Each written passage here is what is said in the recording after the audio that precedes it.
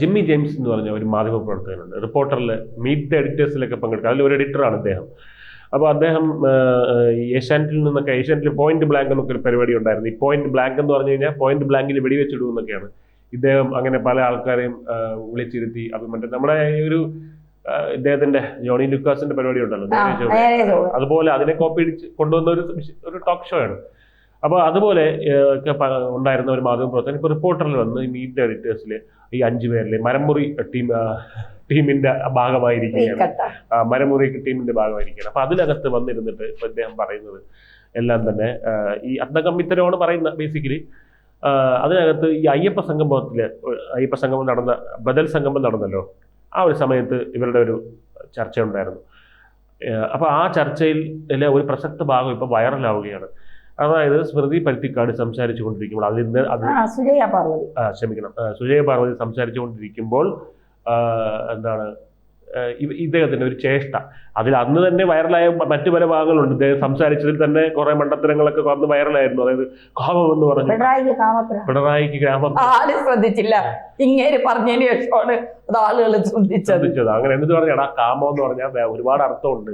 നീ വിചാരിക്കുന്ന അർത്ഥം മാത്രമല്ല, നിനക്ക് ആ അർത്ഥം മാത്രമേ അറിയുള്ളായിരിക്കുള്ളൂ. പക്ഷെ അതല്ല കാമം എന്ന് പറഞ്ഞാൽ ഈ ധർമാർത്ഥ കാമം മോക്ഷം എന്ന് പറയും. അതിലെ കാമം എന്താണ്? ധർമ്മം, അർത്ഥം, കാമം, മോക്ഷം. ഇതാണ് 4 ഒരു ഹിന്ദുവിന്റെ 4 അടിസ്ഥാനമായിട്ട് ജീവിതത്തിൽ വേണ്ട കാര്യങ്ങളൊന്നുമില്ല. അപ്പൊ അതിലെ കാമം ഒന്നും ഇതാ അല്ല. അതിലെ കാമത്തിലെല്ലാം വരും. അതായത് ധർമ്മം എന്ന് പറഞ്ഞാൽ ധനം, അർത്ഥം എന്ന് പറഞ്ഞാൽ ശരി, ധർമ്മം എന്ന് പറഞ്ഞാൽ നമുക്കൊരു പർപ്പസ് വേണം നമ്മൾ ജീവിക്കുന്നതിന്, ലക്ഷ്യം. അർത്ഥം എന്ന് പറഞ്ഞാൽ ധനം. കാമം എന്ന് പറഞ്ഞാൽ എല്ലാ തരത്തിലുള്ള ആഗ്രഹങ്ങളും. പിന്നെ മോക്ഷം എന്ന് പറഞ്ഞാൽ ലിബറേഷൻ, മുക്തി. അപ്പൊ എന്തായാലും ഇതാണെന്ന് പറഞ്ഞ ഇയാളെ വായടപ്പിച്ചു കൊടുത്തു. പക്ഷെ അതിൽ ഈ മറുപടി കൊടുക്കുമ്പോൾ, സുജയ പാർവതി മറുപടി കൊടുക്കുമ്പോൾ ഒരു പ്രത്യേക ചേഷ്ട, അത് നമുക്ക് കാണിക്കാൻ കൊള്ളൂല. ആ ചേഷ്ട നമ്മളെ ഫോട്ടോ കാണിക്കാം, വേണമെങ്കിൽ തുപ്പി കാണിക്കാം എന്ന് പറയുന്നത് അല്ലേ? ആ ചേഷ്ടയാണ് ഇപ്പൊ വൈറലാവുന്നത്. ഒരുപക്ഷെ ഞാൻ ഈ വാർത്തയെ കുറിച്ച് പറഞ്ഞപ്പോൾ വിജയ് പറഞ്ഞതുപോലെ അയാൾ അറിഞ്ഞുകൊണ്ട് ചെയ്തതായിരിക്കില്ല. അത് ചിലപ്പോ അയാളുടെ ഗ്ലാസ് നേരെയാക്കാനായിട്ട് അയാൾ ഇങ്ങനെ ആക്കിയതായിരിക്കാം ചിലപ്പോ. പക്ഷെ സുജയ പറഞ്ഞ് തീർന്ന ഉടനെയാണ് അയാൾ ഗ്ലാസ് ഇങ്ങനെ ഈ ഒരൊറ്റ കൈ വെച്ച്, നമ്മൾ ഗ്ലാസ് സ്വാഭാവികമായിട്ട് ഇങ്ങനെയാണ് ആക്കുന്നത്, പിന്നെ ഇയാൾക്ക് ഇതായിരിക്കും ഇഷ്ടം, അതുകൊണ്ടായിരിക്കും ഇങ്ങനെ ആക്കുന്നത്. സത്യത്തിൽ എനിക്ക് സുജയോടും വലിയ മതിപ്പുള്ള ആളൊന്നും അല്ല ഞാൻ. കാരണം ഒരു ഇതിൽ വന്നിരുന്നിട്ട് ഒരു രാഷ്ട്രീയ പാർട്ടിക്ക് വേണ്ടി കുറെ കവല പ്രസംഗം നടത്തുന്ന ആളുകളെ പോലെയാണ് പലപ്പോഴും അതിലെല്ലാവരും സംസാരിക്കുന്നത്. അങ്ങനെയാണ് സുജയ പാർവതി ആണെങ്കിലും അങ്ങനെ തന്നെയാണ് സംസാരിക്കുന്നത്. അതെ, ഒരു രാഷ്ട്രീയ പാർട്ടിക്ക് BJPക്ക് വേണ്ടി വന്നിരുന്ന കവല പ്രസംഗം നടത്തുന്ന ഒരു മാധ്യമ പ്രവർത്തക, അത് മാത്രമായിട്ടാണ് സുജയ പാർവതിയെ ഞാൻ കാണുന്നത്. ഇപ്പോ പിന്നെ ജനൻ TV, സുജയ്ക്ക് എനിക്ക് തോന്നുന്നു റിപ്പോർട്ടറിനെക്കാളും കുറച്ചുകൂടി നല്ലത് ജനൻ TV ആണെന്ന് എനിക്ക് പലപ്പോഴും തോന്നിയിട്ടുണ്ട്. കാരണം അവിടെ റിപ്പോർട്ടറിൽ വേണം. കാരണം എന്ന് പറയാൻ കാരണം റിപ്പോർട്ടറിൽ ഈ പറയുന്ന എല്ലാ രാഷ്ട്രീയ പാർട്ടികളെയും പ്രതിനിധാനം ചെയ്യുന്ന ആളുണ്ട്. സുജയ പാർവതി അവിടെ നിന്ന് പോയി കഴിഞ്ഞാൽ BJP പ്രതിനിധാനം ചെയ്യാനുള്ള ആളില്ലാത്ത. അതെ, അതുകൊണ്ട് പിന്നെ അരുൺകുമാർ ആണെങ്കിൽ CPM, പിന്നെ എനിക്ക് തോന്നുന്നു ഈ ജിമ്മി ജെയിംസ് കട്ട CPM കാരനാണെന്ന് തോന്നുന്നു. ഉണ്ണി ബാലകൃഷ്ണൻ പോയതിന്റെ വിടവിൽ കയറിയതാണ് ജിമ്മി. പിന്നെ സ്മൃതി പരുത്തിക്കാട് ആജീവനാന്ത കോൺഗ്രസ്സുകാരി, പിന്നെ ഇപ്പുറത്ത് BJP-കാരിയായ സുജയ പാർവതി. അപ്പൊ ഇവരുടെ ചർച്ച എന്ന് പറയുമ്പോൾ നമുക്ക് എല്ലാവരുടെയും ഒരു അഭിപ്രായം അറിയാൻ കഴിയും.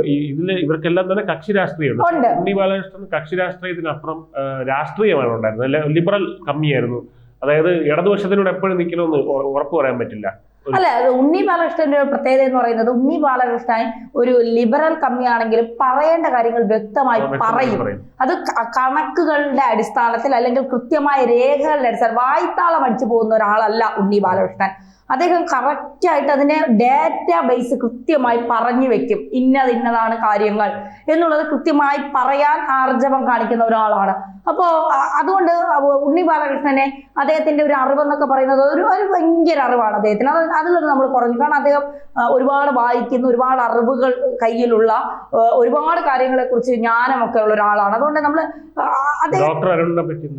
ഡോക്ടർ അരുണ് പിന്നെ എനിക്ക് ഭയങ്കര ഇഷ്ടമുള്ള ഒരു മാധ്യമപ്രവർത്തകനായിരുന്നു. എനിക്ക് ഏറ്റവും ഇഷ്ടമുള്ള മാധ്യമപ്രവർത്തകൻ നികേഷ് കുമാർ ആയിരുന്നു. നികേഷ് കുമാർ കഴിഞ്ഞാൽ പിന്നെ എനിക്ക് ഇഷ്ടം അരുൺകുമാർ ജയ് ഹിന്ദ് ചാനലില് ഈ കലോത്സവ പരിപാടിയൊക്കെ അവതരിപ്പിക്കുന്ന സമയത്ത് ഇദ്ദേഹത്തിന്റെ ഇങ്ങനെ നിർത്താതെയുള്ള സംസാരമൊക്കെ ഭയങ്കര ഇഷ്ടമായിരുന്നു. റിപ്പോർട്ടറിൽ വർക്ക് ചെയ്തപ്പോ ഇദ്ദേഹം ഇല്ലായിരുന്നു, നികേഷ് കുമാർ ഉണ്ടായിരുന്നു. നികേഷ് സാറിന്റെ കൂടെ അന്ന് ഇദ്ദേഹം ഇല്ലായിരുന്നു. ഇദ്ദേഹം അന്ന് ഏത് ചാനലാണെന്ന് എനിക്ക് ഉറപ്പല്ല. എനിക്ക് തോന്നുന്നു ഇതേ മീഡിയ വണ്ണിലായിരിക്കാം, എനിക്ക് ഓർമ്മയില്ല. പക്ഷേ പിന്നെ നികേഷ് സാറിനോട് ഉള്ളപ്പോൾ ഒരു നികേഷ് സാറിനോട് ജോലി ചെയ്യുമ്പോൾ ഒരുപാട് കാര്യങ്ങൾ നമുക്ക് പഠിക്കാൻ കഴിയും, ഒരുപാട് കാര്യങ്ങൾ നമുക്ക് ജേർണലിസത്തിൽ പഠിക്കാൻ കഴിയും എന്നുള്ളതാണ്. അദ്ദേഹം ഈ കട്ട CPM കാരനാണെങ്കിൽ പോലും. അപ്പോൾ പിന്നെ ബാക്കി രണ്ടുപേരോട് വർക്ക് ചെയ്യാനുള്ള ഭാഗ്യം എനിക്ക് ഉണ്ടായിട്ടില്ല. പിന്നെ നമ്മൾ നിരന്തര റിപ്പോർട്ടർ ഓട്ടം ഉണ്ടായിട്ടില്ല. നല്ല കാര്യം, അത് ഭാഗ്യം, വർക്ക് ചെയ്യാൻ പറ്റാത്തതാണ് ഭാഗ്യം. അതെ, അതും ഉണ്ടായിട്ടില്ല. അപ്പൊ അതുകൊണ്ട് ഇപ്പൊ ഈ കൈ പിന്നെ എന്താ പറയുക, നടുവിരൽ നമസ്കാരം കാണിക്കുന്നു ജിമ്മി ജെയിംസ് എന്ന് പറഞ്ഞുകൊണ്ടാണ് സോഷ്യൽ മീഡിയയിൽ ഇത് വൈറലാകുന്നത്. ഒരുപക്ഷെ ജിമ്മി ജെയിംസ് മനഃപൂർവ്വം അല്ലാതെ കാണിക്കുന്നതായിരിക്കാം, നമുക്കറിയില്ല. മനഃപൂർവ്വം കാണിക്കുന്നതാണോ മനഃപൂർവ്വം അല്ലാതെ കാണിക്കുന്നതാണോ എന്നറിയില്ല. പക്ഷേ ഇവരുടെയൊക്കെ ഒരു രാഷ്ട്രീയമുണ്ട്. അതായത് ഈ പന്തളത്ത് നടന്ന അയ്യപ്പ സംഗമം കുറച്ച് ദിവസം മുൻപേ നടന്ന കാര്യമാണ്. ബദൽ സംഗമം ഇവർ ബദൽ സംഗമം ഒന്ന് തീവ്ര സംഗമം ഒന്നുമാണ് ഇവരുടെ പേര്. നമ്മൾ കണക്കാക്കുമ്പോൾ അയ്യപ്പ സംരക്ഷണം. അതുവരെ അയ്യപ്പനെ തെറി വിളിച്ച് ശബരിമലയെ പെണ്ണുങ്ങളെ കയറ്റണമെന്നും പറഞ്ഞ് ശബരിമലയെ പിന്നെ എന്താ പറയുക സ്ത്രീകളെ കൊണ്ട് പിന്നെ എന്താ അഴിഞ്ഞാടണം എന്ന് വിചാരിച്ച ഒരു സർക്കാർ ഒരു ദിവസം പറയുകയാണ് അയ്യപ്പനെ ശരണം. ഈ ബിനു ബി ജോൺ ഈ അയ്യപ്പ സംഗമത്തിന്റെ ചർച്ച ചെയ്യേണ്ടതിന്റെ അന്ന് ഏറ്റവും അവസാനം ഒരു വാക്ക് പറഞ്ഞു, കഠിനവന്റെ അയ്യപ്പ എന്ന്. അതേ കാര്യമാണ് എനിക്ക് ഇവര് ചർച്ച ചെയ്യുമ്പോൾ ഓർക്കാങ്ങനെ. പിണറായി അന്ന് വരെ എന്താ പറയുക പിന്നെ അയ്യപ്പനെ തെറി വിളിച്ചുകൊണ്ടിരുന്ന സഹാക്കന്മാരെല്ലാം ശരണം അയ്യപ്പ എന്നൊക്കെ വിളിക്കുമ്പോൾ ഇത് കേരളമല്ലേ ഇത്? ഇവിടെ പിന്നെ എന്താ പറയുക ബുദ്ധിയുള്ള മനുഷ്യരും ഇല്ലേ? ഇവരിവിടെ ഇരുന്നിട്ട് അണ്ണാമലൈ വന്നിരുന്നിട്ട് പിണറായിക്ക് കാമാം എന്ന് പറഞ്ഞു. ഇവരുടെ ബുദ്ധിയെ അണ്ടർഎസ്റ്റിമേറ്റ് ചെയ്യുന്നു എന്നുള്ളതാണ് ഇവരുടെ പ്രശ്നം. അതെ, അതായത് ഇപ്പൊ നമ്മൾ നോക്കിക്കഴിഞ്ഞാൽ മനസ്സിലാവും. അതായത് കെ സുരേന്ദ്രൻ എന്ന് പറയുന്ന വ്യക്തി BJPയുടെ സംസ്ഥാനത്ത് ഒരിക്കലും അദ്ദേഹം കേരളത്തിലെ ജനങ്ങളുടെ ബുദ്ധി അണ്ടർഎസ്റ്റിമേറ്റ് ചെയ്തിട്ടില്ല. അദ്ദേഹം പറഞ്ഞത് മണ്ടത്തരങ്ങളായിക്കോട്ടെ എന്തും ആയിക്കോട്ടെ, പക്ഷെ അദ്ദേഹം വർഗീയത പറഞ്ഞതിരിക്കട്ടെ എന്തെങ്കിലും ആയിക്കോട്ടെ, പക്ഷെ കേരളത്തിലെ ജനങ്ങളെ അണ്ടർഎസ്റ്റിമേറ്റ് ചെയ്തിട്ടില്ല. അത് BJPയുടെ എല്ലാ പ്രവർത്തകരെയും നോക്കിക്കഴിഞ്ഞാൽ നമുക്ക് അറിയാൻ പറ്റും. കാരണം ഈ നമ്മൾ എന്തെങ്കിലുമൊക്കെ അതൊന്ന് പറഞ്ഞാൽ മതി, ആളുകൾ വിശ്വസിച്ചോളും. ഈ ഒരു പരിപാടി കാണിക്കുന്നത് മിക്കവാറും CPM കോൺഗ്രസുമാണ്.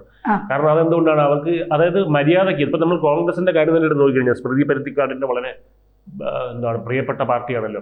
മര്യാദയ്ക്ക് കേരളത്തിന്റെ പ്രതിപക്ഷം എന്നുള്ള രീതിയിൽ തന്നെ പരാജയമാണ്. ഇന്ത്യ വിടൂ കേരളത്തിൽ തന്നെ. അതായത് ഒരു വിഷയം എടുത്തിട്ട് അതിനെ ഇപ്പൊ മാത്യുക്കുഴൽ നടനുണ്ട്, കുറച്ച് പേരുണ്ട് ഇതിനകത്ത് ഒരു വിഷയങ്ങൾ ഉന്നയിച്ചു കൊണ്ടുവരുന്നു. രാഹുൽ മാങ്കൂട്ടൊക്കെ